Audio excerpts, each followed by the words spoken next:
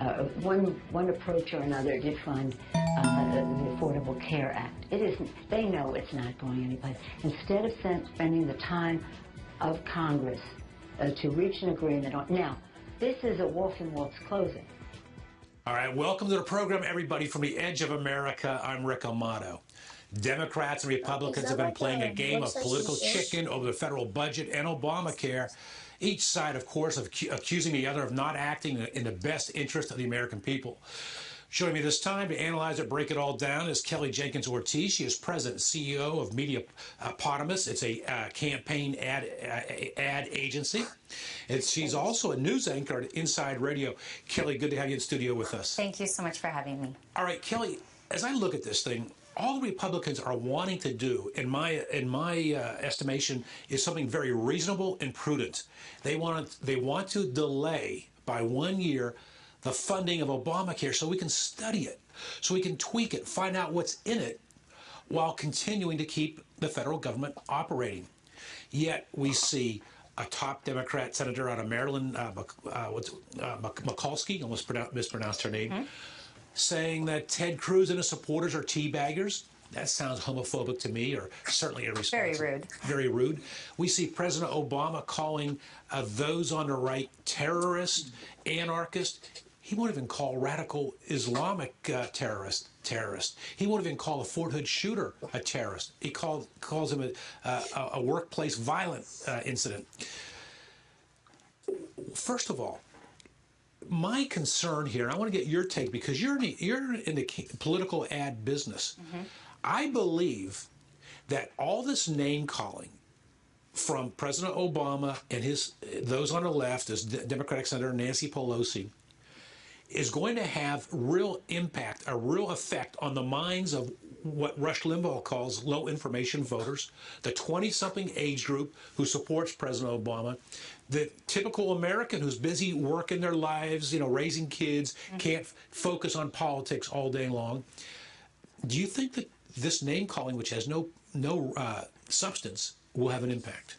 Absolutely. Anytime that there's name-calling, I think it has a profound impact.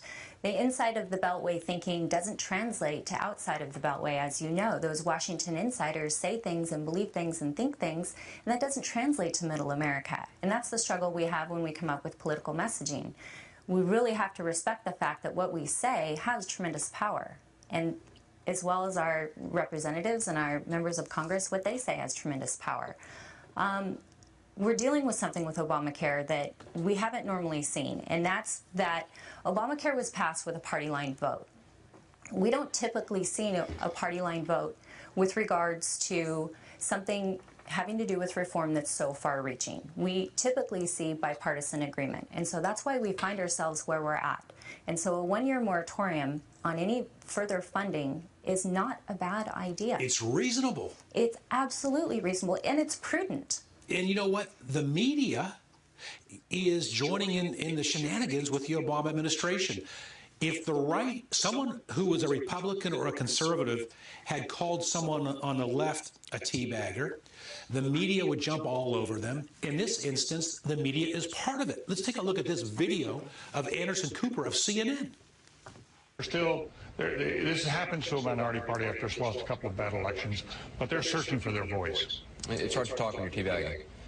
All right, so there's Anderson Cooper being a part of the problem. Right.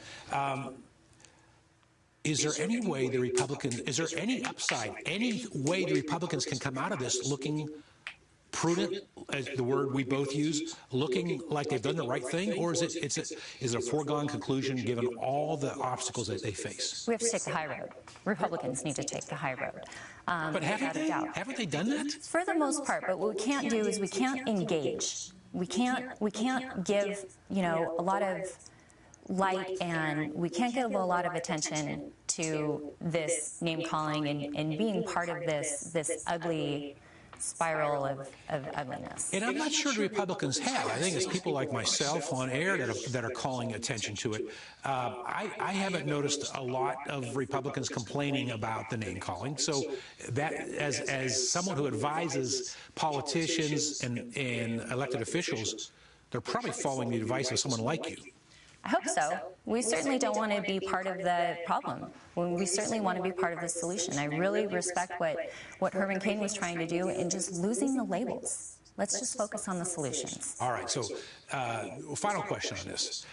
Again, Republicans are taking a reasonable, prudent route, but the media and the general population are not seeing it that way. And do you think it's going to hurt the Republicans or help them? It's not going to help them. I mean, is there any upside at all here? I think, unfortunately, the Republicans are going to take the fall for anything, any negativity that's perceived by the American public.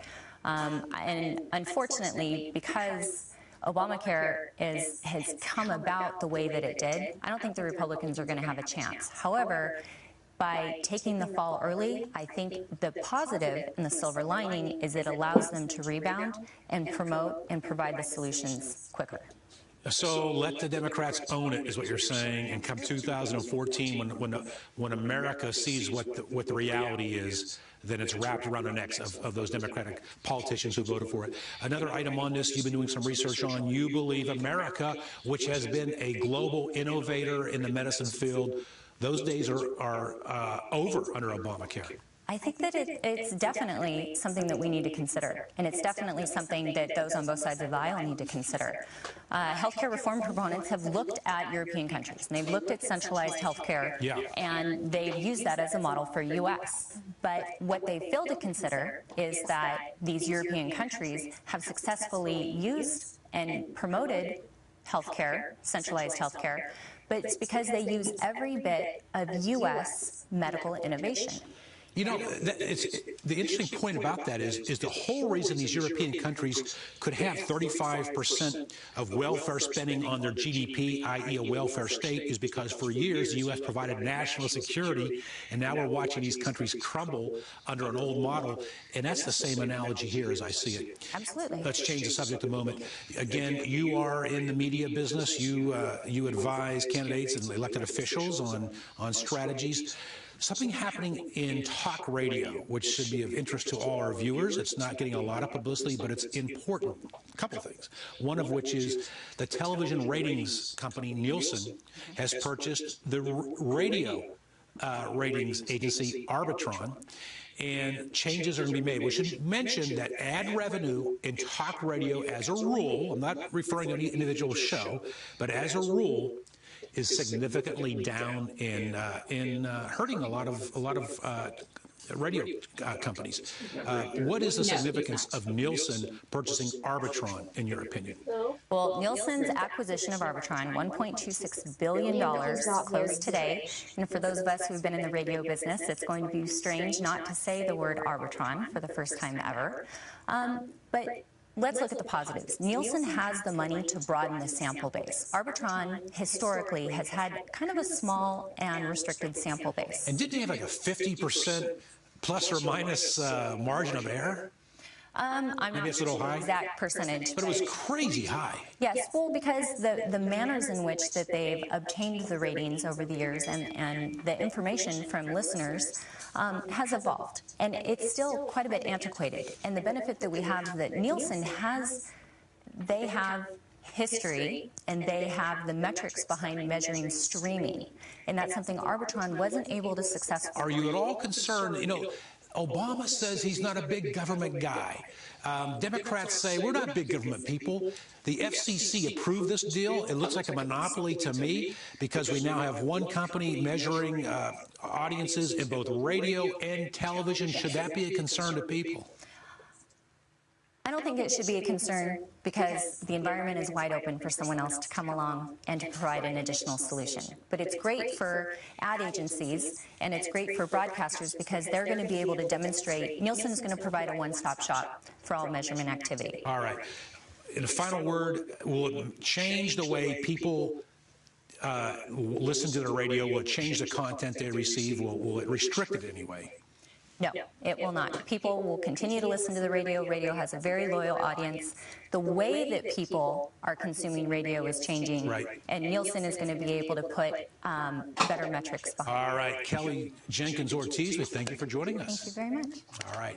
The Big Apple is about to say goodbye to Mayor Bloomberg and hello to someone else, perhaps a lot worse. More on this right after this message. He stutters too much. More after all.